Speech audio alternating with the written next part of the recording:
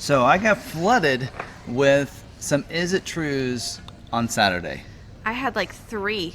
So Saturday was April Fool's, and so we got, I think a lot of people, especially early in the morning, didn't realize what day it was, and it was April Fool's, including my husband. So Ford Authority, they did this last year as well. They put out an article talking about the Maverick convertible. So that is not true, of course. Hopefully you read through it completely and noticed at the bottom they mentioned some things, and like Tim Barley instead of Jim Farley, things like that. So anyway, so that is not true. We're not getting a Maverick convertible, just so you know. And also, that would be ridiculous. Yep, Town and Country TV. I actually wish I thought of doing a video on Is It True. I don't know. I should have thought about it ahead of time. Next year, it might happen, so we'll take note. But Town and Country TV, Mitch over there did one on the Bronco Lightning, and he did a great job on this because he went through the whole thing, very serious about all the different things that's available, the trims and everything. I mean, he was serious throughout the whole thing, and went in about 6, 7, 8 minutes before saying it was an April Fool's joke. But he did a good job. So if you didn't watch it, to do one where you say you're going to retire. Yeah. So it was really funny. Maybe a little sneak peek for next year if people remember.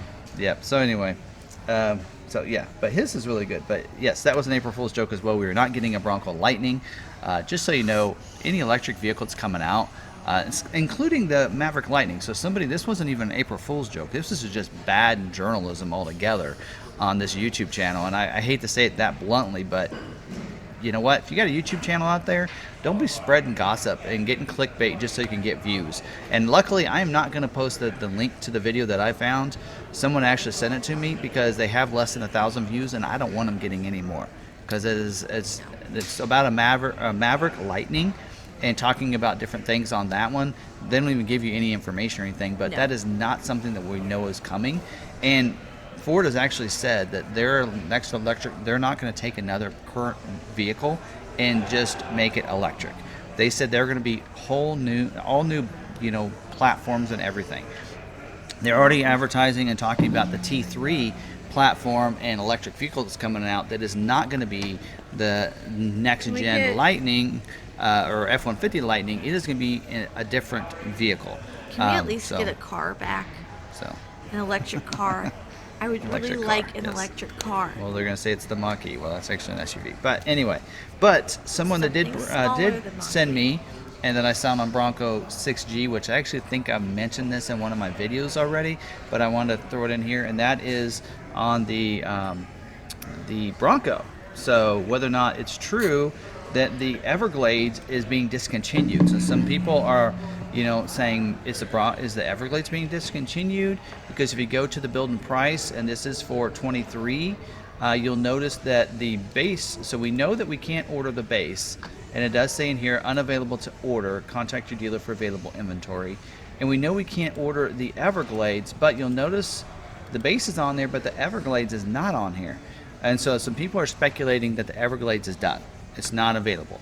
And I already got confirmation from the brand manager, which they will not tell us what configurations we're going to have in 24. They will never comment on future products and features and configurations. Proprietary information. That's kind of out there. That's their coin phrase. So they won't actually admit it. So it could be true, but they did say the reason that the Everglades isn't here and the base is on here is because the reason base is still here is because there's enough dealers with inventory that they need this on the website. Otherwise, the inventory wouldn't show up.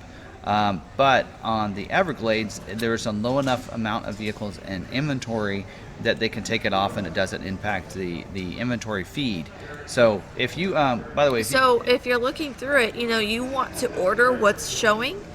And so by removing it, they can then, be like, okay, so we aren't offering it, so we're just taking it off. So if you go up and you want to search inventory for dealers, and you want to, hey, I want to search, if I want to search Bronco inventory, so what it's doing is gonna, hey, let's find it at a dealer, right? And so it has to be on build and price for it to show up in here. They told us that on it was a Q&A that came up that mentioned it. So that's why this base the inventory for these base would not show up if not. Now, we don't have a base in stock. This is actually, you can see it's a dealer ordered. It's actually for a customer.